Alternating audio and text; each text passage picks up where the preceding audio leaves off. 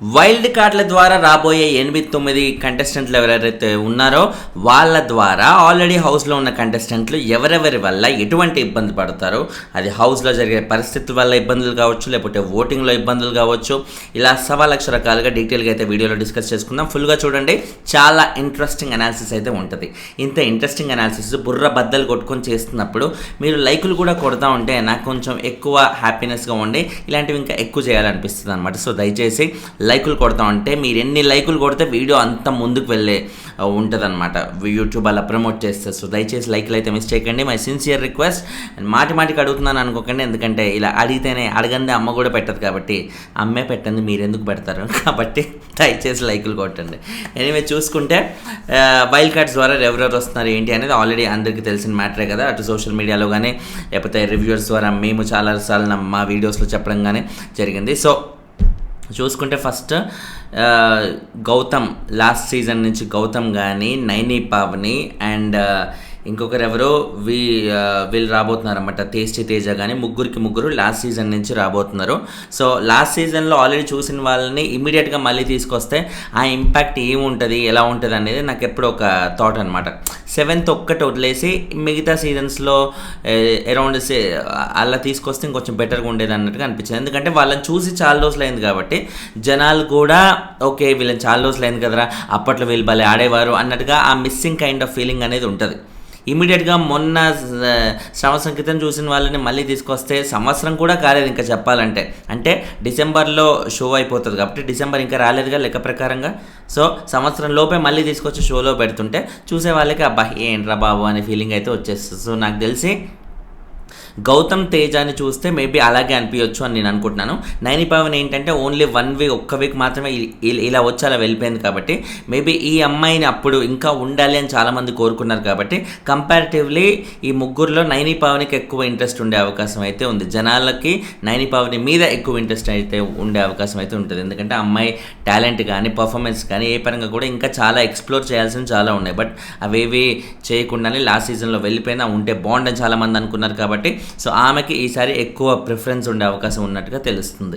And ఈ ముగ్గురులో చూసుకుంటే తేజ యాక్చువల్లీ ఆ సీజన్లో మాటికి Teja is known for what అంటే బయట తను ఈ ఫుడ్ వ్లాగ్స్ అవి చేస్తుంటాడు, అవన్నీ పక్కన పెడితే ఆ బిగ్ బాస్లో తను దేనికి ఎక్కువ ఐడెంటిటీ సంపాదించాడంటే తనకంటే వీక్ ఎవరెవరైతే ఉంటారో, లేకపోతే నాగార్జున ద్వారా వీకెండ్ ఎపిసోడ్స్లో ఎవరికైతే బాగా దొబ్బులు పడతాయో సో ఆ దొబ్బులు పడే క్యాండిడేట్ జనాల్లో నెగిటివ్ అయ్యింది కాబట్టి అలాంటి క్యాండిడేట్ని మనం నామినేట్ చేసామనుకో మనకంటే ముందు ఆయన ఆ కంటెస్టెంట్ వెళ్ళిపోయే అవకాశం ఉంది, తద్వారా నేను హౌస్లో కంటిన్యూ అవ్వచ్చు ఇంకొంచెం ఎక్కువ వారాలు అని ఇలాంటి థియరీలు అన్ని మైండ్లో పెట్టేసుకొని తద్వారా ఆయన బిగ్ బాస్లో ఉన్నాడనమాట. అన్ని వారాల్లో ఆయన ఉండడానికి కారణం కూడా ఎటువంటి ఇంప్రెసివ్ కాంట్రిబ్యూషన్ లేకున్నా కూడా ఎక్కువ వారాలు తేజకు ఉండడానికి ఏకైక కారణం ఈ థియరీ. ఆయన ప్రతిసారి నామినేట్ చేసిన ప్రతి కంటెస్టెంట్కి ఇదే థియరీ యూజ్ చేసి నామినేట్ చేసేవాడు, ఆ కంటెస్టెంట్ వెళ్ళిపోయాడు, నామినేట్ చేయడం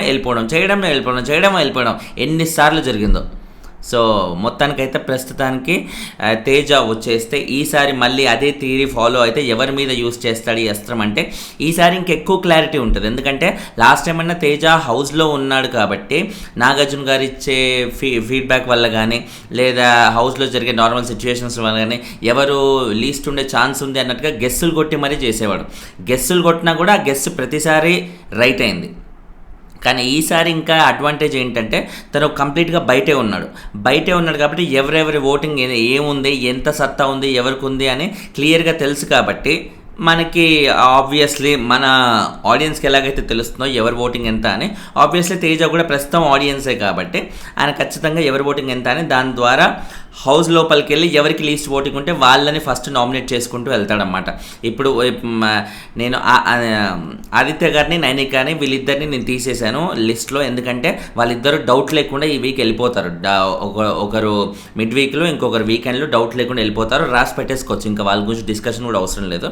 సో మిగిలిన వీళ్ళిద్దరూ వెళ్ళిపోయాక హౌస్లో 8 మంది మిగిలితే 8 మందిలో లీస్ట్ ఓటింగ్ ఉన్న వాళ్ళు ఎవరు అంటే ఒకరు కిరాక్ సీత, ఇంకొకరు యష్మి అండ్ ప్రేరణకి ఇప్పుడు బాగా పెరిగింది, మణికంఠ కూడా ఈ సింపతి ఆస్పెక్ట్లో బాగా పెరుగుతుంది, పృథ్వీ ఎవరు కిరాక్, సీత, యష్మి అండ్ పృథ్వీ, వీళ్ళ ముగ్గురికి చాలా లీస్ట్ ఓటింగ్ ఉందన్నమాట.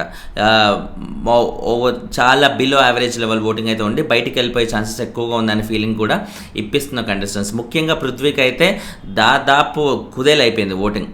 యష్మి కానీ సీత కానీ మధ్యలో నామినేషన్స్లోకి రాకపోవడం వల్ల స్టార్టింగ్లో ఏదైతే ఓటింగ్ ఉందో అదే ఓటింగ్ నేను ఇంకా కన్సిడరేషన్లోకి తీసుకుంటున్నాను. మేబీ ఇప్పుడు ఈ మధ్యలో వాళ్ళ గేమ్ బాగా ఇంప్రూవ్ అవ్వడం వల్ల ఓటింగ్ ఏమైనా పెరిగిందా? యష్మికి సెకండ్ వీక్లో ఉన్న నెగిటివిటీ ఇప్పుడు అస్సలు లేదు కాబట్టి డెఫినెట్లీ తన ఓటింగ్ ఎంతో కొంత పెరిగి ఉంటుంది. బట్ పృథ్వీ అయితే డౌట్ లేకుండా తనకి అదే కంటిన్యూ అవుతుంది. తనకున్న ఇమేజ్ ఏదైతే ఉందో అగ్రెసివ్ అని, చాలా కోపదారి మనిషి అని, ఈ కైండ్ ఆఫ్ ఇమేజ్ ఎక్కువ కంటిన్యూ అవుతుంది. సో పృథ్వీకి ఎక్కువ రిస్క్ ఉంది తేజ చేతిలో. తేజ నాకు తెలిసి ఆయన హౌస్లోకి వచ్చినాక జరిగే ఫస్ట్ నామినేషన్లో పృథ్వీనే నామినేట్ చేస్తాడు, ఆయన బయటికి వెళ్ళిపోవడానికి. ఎందుకంటే ఆయన వెళ్ళిపోతేనే పృథ్వీ అంటున్నా తేజ హౌస్లో కంటిన్యూ అవుతాడు, పృథ్వీ వెళ్ళిపోతుంది. సో ఈ లాజిక్తోనే ఉంటాడు. అండ్ నెక్స్ట్ గౌతమ్ ఇచ్చే కంటెంట్ ఎలాంటి కంటెంట్, ఏదైనా సరే ఎవరికైనా సరే ఎదురెళ్ళే దమ్మున్న ఏకైక కంటెస్టెంట్ అని అనుకో. లాస్ట్ సీజన్లో అసలు శివాజీ గారు అంత పెద్దోళ్ళు, నాకెందుకురా బాబు అన్నట్టుగా మిగతా వాళ్ళు కొంచెం తగ్గినా కూడా గౌతమ్ ఎక్కడా తగ్గలేదు. శివాజీ గారికి అగెయిన్స్ట్ వెళ్ళిన ఏకైక కంటెస్టెంట్ ఎవరైనా ఉన్నారో మొత్తం సీజన్లో అంటే అది గౌతమ్ మాత్రమే. అఫ్కోర్స్ మధ్యలో అమర్దీప్ వాళ్ళు వీళ్ళు వెళ్ళినా కూడా స్టార్ట్ అయింది అది నెక్స్ట్ లెవెల్కి వెళ్ళిపోయింది మాత్రం గౌతమ్ నుంచి అనే చెప్పాలి. ప్రతిసారి అది నామినేషన్ చేయాలనుకున్నా, టాస్క్ ఆడుతున్నప్పుడు ఆర్గ్యుమెంట్ పెట్టుకోవాలనుకున్నా, లేకపోతే మన సీక్రెట్ రూమ్ నుంచి బయటకు వచ్చినప్పుడు చేసిన కాన్వర్జేషన్ కానీ ఏదైనా సరే అస్సలు ఆలోచించకుండా నెక్ టు నెక్ ఎంతకంటే అంతకి 1 సెకండ్ కూడా ఆలోచించకుండా వెళ్ళిపోయిన కంటెస్టెంట్, దూసుకెళ్ళిపోయిన కంటెస్టెంట్ అయితే గౌతమ్. మరి ఈ సీజన్లో అలాంటి కంటెస్టెంట్ ఎవరున్నారు అంటే యాజ్ ఆఫ్ నౌ జరిగిన పరిస్థితుల వల్ల చూస్తే సోనియా ఉండాల్సిందే, సోనియా లేదు కాబట్టి మిగిలిన వాళ్ళలో యష్మి కొద్ది వరకు ఆ రచ్చరచ్చ చేసే కైండ్ ఆఫ్ యాటిట్యూడ్ ఉన్న అమ్మాయి. సో ఆ రచ్చరచ్చ చేసే కైండ్ ఆఫ్ యాటిట్యూడ్కి ఇటు యష్మి వర్సెస్ గౌతమ్ పడే అవకాశం ఉన్నట్టుగా నాకు తెలుస్తుంది. ఎందుకంటే అటు గౌతమ్ తగ్గడు, యష్మి తగ్గడు. ఈ ఇద్దరి వల్ల పోటాపోటీ ఏ లెవెల్లో పడుతుంది. అదేంటి మణికంఠ కూడా యష్మికి పోటాపోటీ ఇచ్చాడు కదా ఆర్గ్యుమెంట్లో అంటే కంపారిటివ్లీ మణికంఠకు ఉండే ఇమేజ్ వేరే, యష్మికి ఉండే ఇమేజ్ వేరే. మణికంఠ మాట్లాడితే పిల్లడు ఏదో ఒకటి మాట్లాడుతున్నా అనే ఫీలింగ్ అయితే వస్తుంది. యష్మి అయితే వామ్మో కొంచెం ఇట్లా డేంజరస్గా ఉందో అనే ఫీలింగ్ అయితే వస్తుంది. సో ఈ ఇద్దరు ఇమేజెస్ వేరు కాబట్టి గౌతమ్తో యష్మికి బాగా ఇది పడే అవకాశం అయితే బాగా ఉందన్నట్టుగా తెలుస్తుంది. కాంట్రవర్షియల్ కంటెంట్ లొల్లి బీభత్సంగా వీళ్ళిద్దరి నుంచి వచ్చే అవకాశం అయితే ఉన్నట్టుగా మనకు తెలుస్తుంది అన్నమాట. అండ్ తర్వాత మిగతా కంటెస్టెంట్స్లో గంగవ్వ కూడా ఉన్నట్టుగా ఒక రూమర్ అయితే బాగా వినిపిస్తుంది. గంగవ్వ అసలు ఈ ఏజ్లో తను రావాల్సిన అవసరం కూడా లేదు. అసలు అప్పుడు 4th సీజన్లో వచ్చినప్పుడే ఎందుకురా అనవసరంగా అన్నట్టుగా అందరికీ అనిపించింది.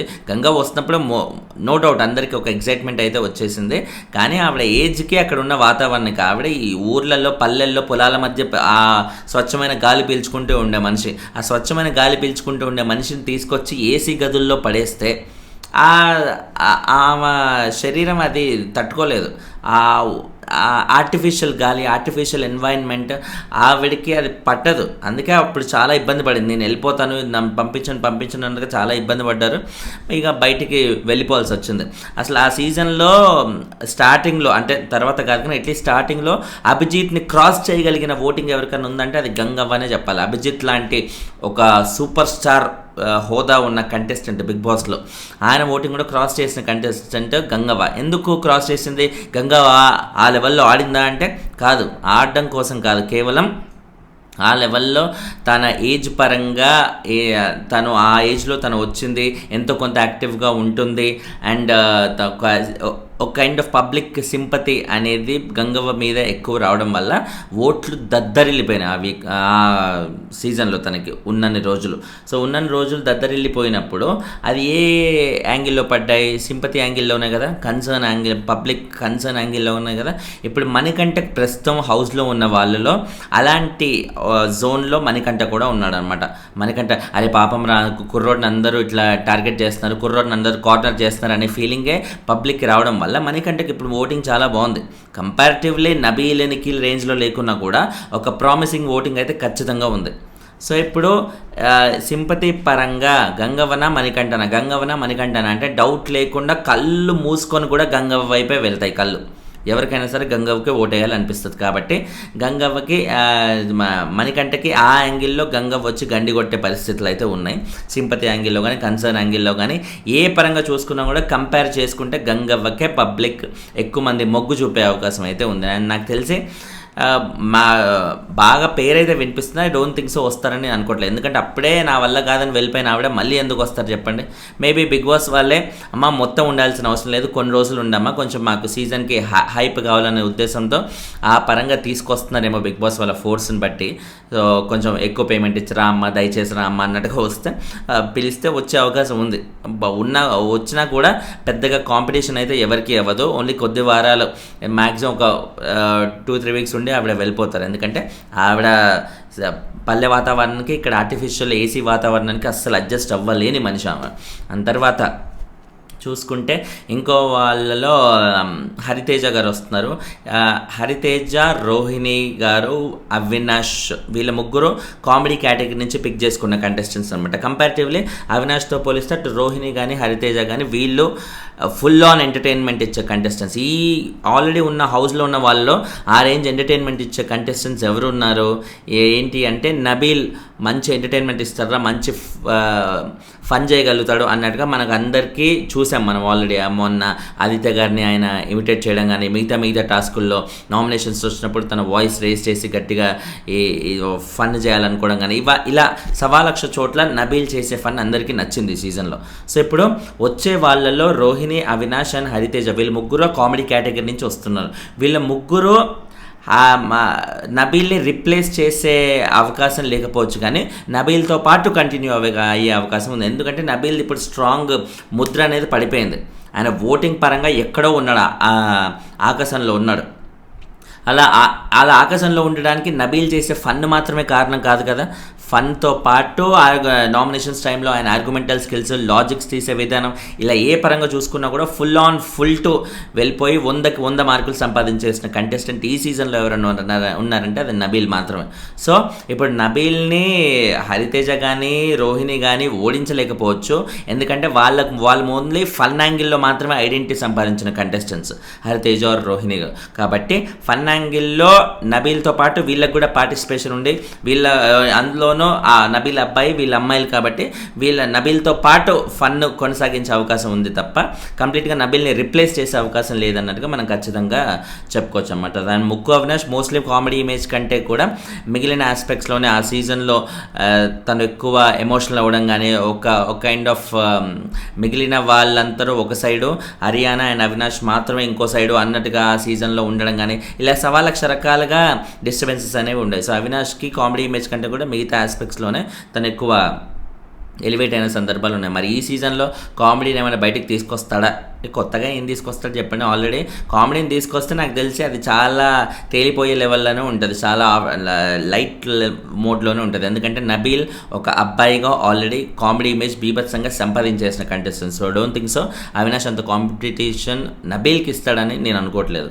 అండ్ తర్వాత ఉన్న వాళ్ళలో 9 చెప్పుకున్నాం కదా ఆల్మోస్ట్. యాంకర్ రవి ఈయన వస్తున్నాడు. యాంకర్ రవి చాలా ఆయనకి ఎక్కువ మంది తెలిసిన యాంకర్. ఆయన ఎక్కువ మందికి యాంకర్ రవి అంటే రవి అని ఒక యాంకర్ ఉంటాడా అని ఫీలింగ్ ఇచ్చే కంటెస్టెంట్. అంతేకాని ఏ సుమా గారిలాగో, ఇంకో యాంకర్ ప్రదీప్ లాగో, ఈ కైండ్ ఆఫ్, లేకపోతే సుడిగాలి సుధీర్ లాగో ఇలాంటి వాళ్ళు యాంకరింగ్ చేస్తే ఎలా ఉంటుంది? వాళ్ళ ముగ్గురులో ఏ ఒక్కరు వచ్చినా కూడా, యాంకర్ ప్రదీప్ కానీ, సుడిగాలి సుధీర్ కానీ, సుమా గారు కానీ, ఇలాంటి వాళ్ళు ఎవరైనా వస్తే దద్దరిల్లిపోద్ది ఓటింగ్. మామూలుగా సుమా గారు వచ్చేస్తే కథమే, ఇంకా మర్చిపోవాలి. ఇంకా మనం ఆడి మాత్రం ప్రయోజనం ఏముంది, లైట్లే అనే ఫీలింగే వచ్చేస్తుంది అనమాట. ఆవిడకి ఆ లెవెల్లో ఓటింగ్ పడే అవకాశం అయితే ఉంది. ఫుల్ మాస్ ఫాలోయింగ్ అయితే ఆవిడకు ఉన్నారు. సో యాంకర్ రవి ఆ కైండ్ ఆఫ్ షోస్ కానీ, లేకపోతే ఆ కైండ్ ఆఫ్ పాపులారిటీ కానీ ఉన్న కంటెస్టెంట్ కదా. అలా ఆ కైండ్ ఆఫ్ షోస్ కూడా తను చేయలేదు. కాబట్టి ఆ సీజన్లో వచ్చినప్పుడు కూడా రవికి బీభత్సంగా ఓటింగ్ ఏం లేదు. మిగతా వాళ్ళకున్న ఓటింగ్ ఎంత ఉందో తనకు కూడా అంతే అడ్వాంటేజ్ ఉండే కానీ సపరేట్గా special advantage pre existing voting ఉన్న కంటెస్టెంట్ అరే ఎక్కువ మందికి తెలిసిన యాంకర్ కదా, పాపులర్ యాంకర్ కదా అనే ఫీలింగ్తో తనకి ఎవరు ఓట్లు వేసిన సందర్భాలు ఏమీ లేదు. హౌస్లో తను ఏదైతే ఎగ్జిబిట్ చేశాడో దానివల్ల మాత్రమే ఓట్లు వచ్చాయి. అండ్ మధ్యలోనే తను వెళ్ళిపోవాల్సి వచ్చింది, ఎలిమినేట్ అవ్వాల్సి వచ్చింది, అంతకు మించి తను ఫైట్ ఇవ్వలేక. అండ్ హౌస్లో తను ఎక్కువ శాతం కూడా ఒక కైండ్ ఆఫ్ కన్నింగ్ నేచర్ కానీ ఒక కైండ్ ఆఫ్ నెగిటివిటీనే ఎక్కువ తను సంపాదించాడు ఉన్నన్ని రోజుల్లో కూడా. చాలా నెగిటివిటీగా అమ్మా అనుకుంటూ ఆడియన్స్ కనిపించింది, అమ్మా రవిలో ఈ యాంగిల్ ఉందా, అమ్మమ్మ ఈ రేంజ్లో మాట్లాడుతున్నారా, అయ్య బాబాయ్ అంటూ ఇలా రచ్చ అయిపోయిన కంటెస్టెంట్ ఆ సీజన్లో ఉన్నారు. అండ్ రవి ఎలిమినేషన్ కూడా చాలామంది షాక్ అనిపించింది, అరే అలా ఎలా వెళ్ళిపోయాడరా, అన్ని షోస్లో వచ్చాడు, అంత పాపులర్ యాంకర్ కదా అని. బట్ ఎంత పాపులర్ అయినా ఏం చేసినా కూడా ఆయనకి ఆ ప్రీ ఎగ్జిస్టింగ్ ఓటింగ్ కానీ ఫేమ్ కానీ ఇంకోటి లేవు. దానికి తోడు హౌస్లోకి వచ్చాక బీభత్సమైన నెగిటివిటీనే ఆయన సొంతం చేసుకున్నాడు కాబట్టి మధ్యలో వెళ్ళిపోవాల్సి వచ్చిన అవసరం అయితే వచ్చేసింది అనమాట. సో ఓవరాల్గా చూసుకుంటే ఈ 9 మందికి ముఖ్యంగా గంగవ్వని పక్కన పెడితే మిగతా 8 మంది అయితే ఆల్మోస్ట్ కన్ఫర్మ్డ్ రేపు సండే రాబోతున్నారు అన్నట్టుగా మనకు తెలుస్తుందన్నమాట. గౌతమ్, తేజ, నైని పావని, రోహిణి, మెహబూబ్, అవినాష్, యాంకర్ రవి అండ్ హరితేజ గారు, వీళ్ళ 8 మంది కన్ఫర్మ్డ్. గంగవ్వని లూప్ లైన్లో పెట్టారనమాట. వస్తారో లేదో అయితే ప్రస్తుతానికి ఇంకా క్లారిటీ లేదు. అండ్ ఓటింగ్ పరంగా ఎవరికి దెబ్బ పడేలా ఉంది అంటే నబీల్కి కానీ నిఖిల్ కానీ డౌట్ లేకుండా వాళ్ళ ఫస్ట్ 2 పొజిషన్స్ ఆక్యుపై చేస్తుంటారు. First position Nabeel, second position Nikhil. వీళ్ళ పొజిషన్స్ ఫిక్స్, ఎందుకంటే వీళ్ళని రిప్లేస్ చేసే లెవెల్ ఓటింగ్ ఉన్న వాళ్ళు వైల్డ్ కార్డ్స్లో ఇంకెవరు లేరు. యాంకర్ రవికి అంత సీన్ లేదు, మెహబూబ్కి అసలు లేదు. మెహబూబ్ గురించి మనం చెప్పుకోలేదు కదా. మెహబూబ్కి బాగా ఆడతాడు అనే ఫీలింగ్ ఉంది, ఫిజికల్ టాస్క్లు ఇరగొడతాడు, ఒక పృథ్వీ లాంటి ఒక కంటెస్టెంట్ ఫిజికల్ టాస్క్లు ఇరగొడతాడు అనే ఫీలింగ్ ఉంది తప్ప ఓటింగ్ బీభత్సంగా ఉన్న కంటెస్టెంట్ ఏం కాదనమాట. తేజ కానీ హరితేజ గారు టాప్ 5లో ఆవిడ వన్ ఆఫ్ ద కంటెస్టెంట్ అయినా కూడా ఆవిడకి మిగతా ఒక ఫన్ యాంగిల్లోనే ఆవిడని ఎక్కువ చూసారన్నమాట. సో ఆవిడ వచ్చి నబీల్తో కానీ నిఖిల్తో కానీ ఓటింగ్లో పోటీ పడేంత సీన్ అయితే లేదు. అండ్ మిగతా వాళ్ళు నైని పావని, అవినాష్, రోహిణి, గౌతమ్ కూడా అంత ఓటింగ్ వెళ్ళలేదు. రచ్చ చేయగలుగుతాడు, బీభత్సమైన కంటెంట్ ఇవ్వగలుగుతాడు. గౌతమ్ వల్ల ఒక అడ్వాంటేజ్ ఏంటి ఈసీఆర్ సీజన్ కంటే, ప్రోమోలు అదిరిపోతాయి ఆయన వల్ల. సెన్సేషనల్ స్టేట్మెంట్స్ ఉంటాయి, సెన్సేషనల్ లొల్లి పెట్టుకోగలడు, ఏ దానికైనా సరే ఇంతున్న దానికి ఇంత పెద్ద చేయగలడు. కాబట్టి ప్రోమోస్ చాలా బాగుంటాయి గౌతమ్ వల్ల.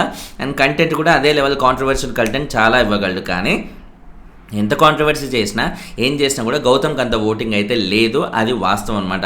గంగవ్వ వస్తే మేబీ ఆ సింపతి పరంగా ఓట్లు పడుతూ మంచి ఓటింగ్ ఉండే అవకాశం అయితే ఉంది. బట్ ఆమె ఉన్నా కూడా కంప్లీట్ ఎక్కువ వారాలు ఉండరు, 2-3 వారాల తర్వాత ఆటోమేటిక్గా వెళ్ళిపోతారు, అది తెలిసిన విషయమే. కాబట్టి 2-3 వారాల్లో మనకి నబీల్కి కానీ నిఖిల్ కానీ పోటీకి ఇచ్చినా కూడా పెద్ద ఫరక్ అయితే పడదనమాట. సో ఓవరాల్గా చూసుకుంటే ఇది. అండ్ ఇప్పుడు నబీల్కి నిఖిల్కి పోటీ అయితే లేదు, వాళ్ళ 1 and 2 పొజిషన్స్ కన్ఫర్మ్ వాళ్ళకి. మరి మిగతా పొజిషన్స్లో చూసుకుంటే ప్రస్తుతానికి చూసుకుంటే 3rd పొజిషన్లో మణికంఠ ఉన్నాడు, 4th పొజిషన్లో విష్ణువు ఉన్నారు. మణికంఠకి సింపతి పరంగా పడుతుంటే, సింపతి అనేది మీరు నెగిటివ్ వర్డ్లా అనుకోకండి ప్రతిసారి. అరే సింపతి అంటావేంటి, సింపతి అనేది పబ్లిక్ ఆ పర్సన్ మీద అంతమంది మీద పడుతుంటే పబ్లిక్కి అరే అలా మీద పడుతున్నారేంటి అనే ఫీలింగ్తో ఒక పబ్లిక్ కన్సర్న్ లాగా అనుకోండి. అరే కుర్రోడికి మనం ఉండాలరా, మనం అండగా ఉండాలి అనే ఫీలింగ్తో వచ్చిన కన్సర్న్, అంతేగాని సింపతి నెగిటివ్ వర్డ్ కాదు. ప్రతిసారి కమెంట్స్లో నేను ఇది చెప్పి అందరు కమెంట్ చేస్తుంటే నాకు చాలా అబ్బాయి ఎన్నిసార్లు చెప్పాలరా, మళ్ళీ ఇలాగే అర్థం చేసుకుంటారు ఏంటంటే ఫీలింగ్ అయితే వచ్చేస్తుంది. ఎనీవే చూసుకుంటే నబీల్ నిఖిల్ తర్వాత 3rd and 4th పొజిషన్స్లో ప్రస్తుతానికి మణికంఠ అండ్ విష్ణుప్రియ అయితే ఉన్నారన్నమాట. అండ్ కానీ ఇప్పుడు నబీల్ నిఖిల్కి పెద్ద ఫరక్ పడకపోయినా కూడా ఓటింగ్ పరంగా వాళ్ళ ఫస్ట్ పొజిషన్స్ సేఫ్గానే ఉన్నాయి. ఎందుకంటే వాళ్ళిద్దరికి ఉన్న ఓటింగ్ ఆ లెవెల్లో అన్స్టాపబుల్ ఓటింగ్ రేంజ్ అయితే వీళ్ళిద్దరికి ఉందన్నమాట.